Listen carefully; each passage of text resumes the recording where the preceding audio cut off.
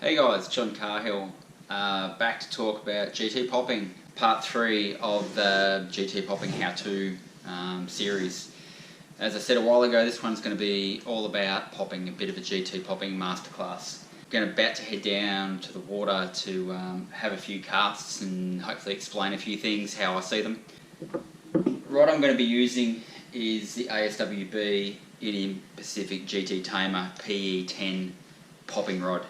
Stella 18000, Shimano Stella 18000. I'll talk about rod selection later and why I'm using a dedicated popping rod as opposed to a stick bait or all-rounder rod. The lures that we're going to be using today are Reaction Catalyst 170. That's kind of like our big boy that I expect to move the most water. It's got 7.0 Gamakatsu GT recorders on it. Heru Kibera 150, probably the most popular GT popper out there. That's got 6.0 Gamakatsu GT recorders. The Jackfin Kronos 220, recent release. It has got 6.0 Gamma GT recorders on it. Slightly different poppers. Amigari Dazanga 230. Much smaller mouth on the Dazanga, so it does a fair bit under the water, a fair bit of swimming. It's not a diving popper, but I'm just going to show you the difference of effect from compared to a chugger. Let's head down to the water. Hopefully what I want to show you will show up on film. Okay, starting with a Reaction Catalyst. It's going to be flicking along this bank here. Not too far. Put a slack line. Boom. 2, 3. So I start the rod tip up a little bit high and I sweep it down. I can use my whole body if I like, or just use your arms. Pretty easy. I'm on my strongest side, my forehand with the left side.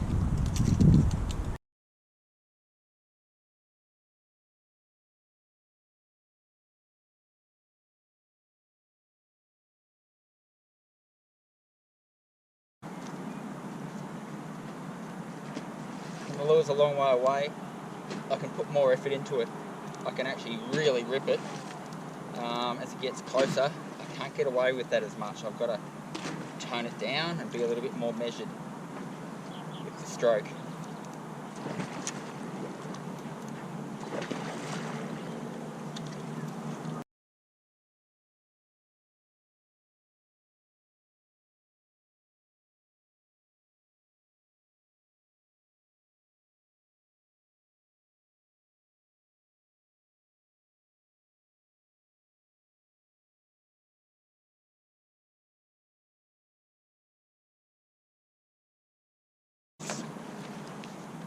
Uh, 35 metre casts. 1, 2, 3. Big pause, 3-second pause. Perfect for calling fish up from the deep.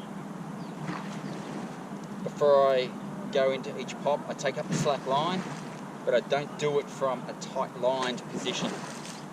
Give the popper a chance to snap down and trap oxygen, air in the cup.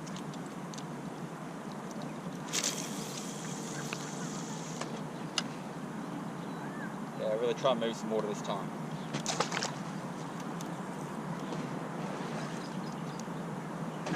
This rod's handling this popper really, really well. If this was struggling, you'd find the popper would do a lot of digging in and not popping, and then it would blow out. Dedicated popping rods are really important for that reason. I'll do a couple of pops from the gimbal, not wearing a gimbal, but if I was firing really long casts, I'd take a pretty low grip on the handle, and it's a little chug up. Move a lot of water. The thing about popping from the gimbal, just that, what I just did then, is the lure flew out of the water. There's a point in the retrieve, however far back, where you can't pop from the gimbal. You've got to change it up and go back to sweeping from the side. See if I can demonstrate. See, popping good, popping good, popping good. About now I need to change to avoid it blowing out. Get the rod tip lower to the water. If you're popping from a boat with a really high bow position or from a land-based platform, popping from the gimbal is probably not that good an option for you. One more. Okay, it's a bit of a longer cast, probably 50 metres, 45 metres. Really good opportunity. Pop from the gimbal. Got to remember this is really flat water here. If this was current, swell, wind waves, you've got to really time your pops a lot compared with now, where I can just pretty much pop away and not have to worry. Sometimes you can't even see your pop because of waves. You've really got to go by your instinct and feel sometimes of when it's the right time to pop, so you don't pull it off the top of a wave. I might do a couple of backhand casts there and show you some of the difficulties with that. Okay, still using the reaction catalyst. We're going to do a couple of backhand pops. Backhand popping, I can't use my chest muscles. I'm really relying on my anterior deltoid to essentially create the momentum. You can use a bit of body and hip turn as well, but it's a lot weaker popping move than your forehand. Most guys will try and get in a position on the boat where they are actually popping forehand. Big poppers like this, big cup face, I don't know what that's, 52 mil I think. They can be a bit of a challenge when you're popping backhand. Let's see how I go. Is that when I pop backhand, I actually use the handle a little bit to help me muscle the rod back to the side. See if I can show you. Okay, we're going okay at the moment.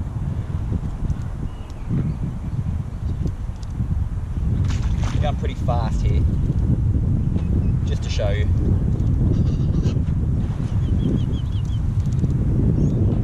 Add to this a bit of current, a bit of waves to pull against, and a fair bit of work. But I'm finding this quite okay, but then again I'm fresh, haven't been popping all day. It's all pretty easy at the moment.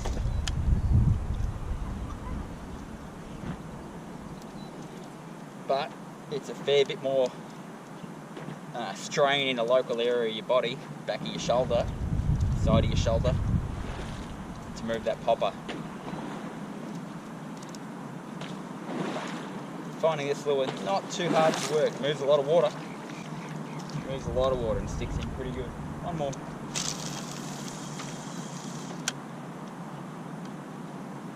It's the same stroke, right? Point the rod tip of the lure, allow a little bit of slack, pull it under, and sweep to the side. And I blew it out pretty bad then. The difference sometimes between blowing a lure out and not is a 15th of timing or effort.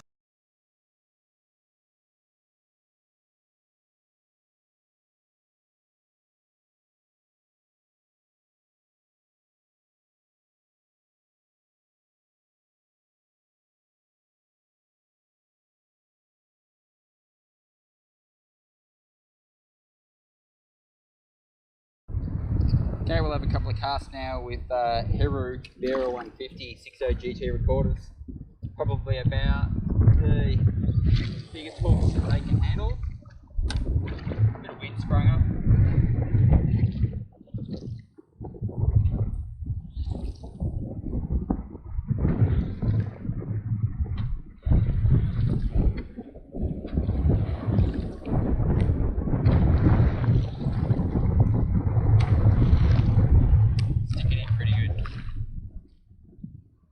Cast with that.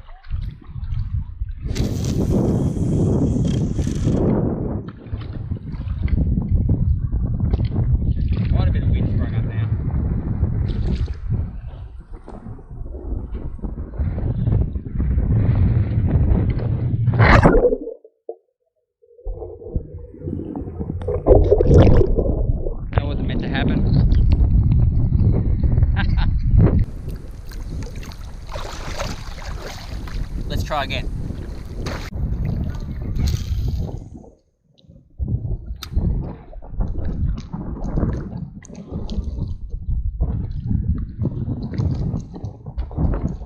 Quite a bit less effort in the reaction, but it's not moving quite as much water either. Doing a pretty good job. Tone it down as the lure gets close. There you go. Better.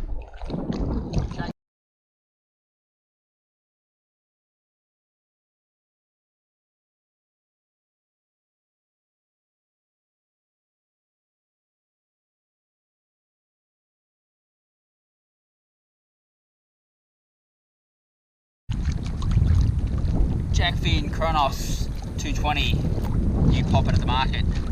I've got 6 GT recorders on this, and it's handling that flotation wise pretty easy.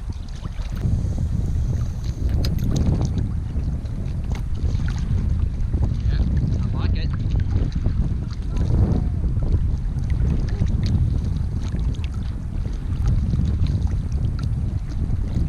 Does a lot of swimming.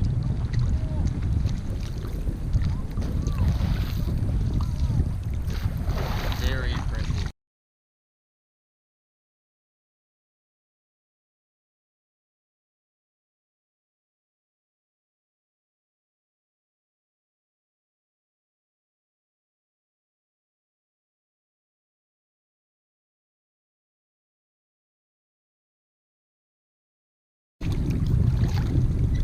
Next one, Amigari Dazanga 230.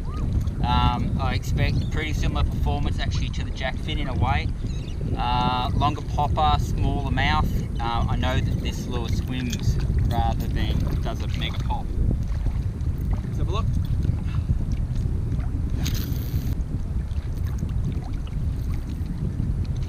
Yeah. Big presence.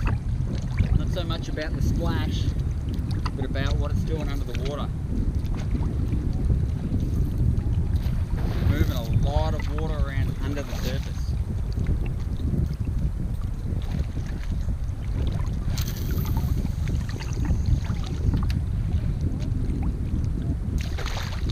Is that right?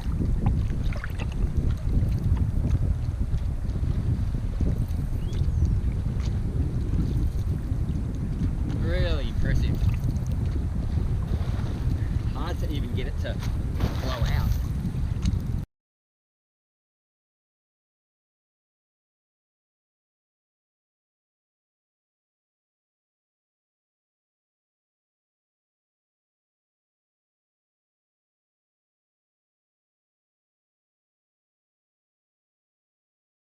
So there's a little bit there to take in. There's obviously the different performance of different lures. If you're doing the same thing with them, it's not going to work. You've got to change it up. How I'm working a big chugger like the Reaction or a Craftbait GT3 170 is completely different to what I'm going to do with, say, the Jackfin or the Amigari. Different results, who knows what's better. I do know that in terms of effort, the lures like the Jackfin and the Amigari are a lot less effort for a fantastic result. Yeah, they're expensive lures, but there's a lot of design and engineering gone into them. Big cup face poppers like your Reaction, Craftbait, Blaze Kimitsu, they move a stack of water on top especially. They got a big splash, a big boom and presence. Deep water, I'd probably favour them. Average to shallow water, maybe your more swimmy poppers could be more likely to get a bite. Who knows? Horses for courses, something to think about. Cheers.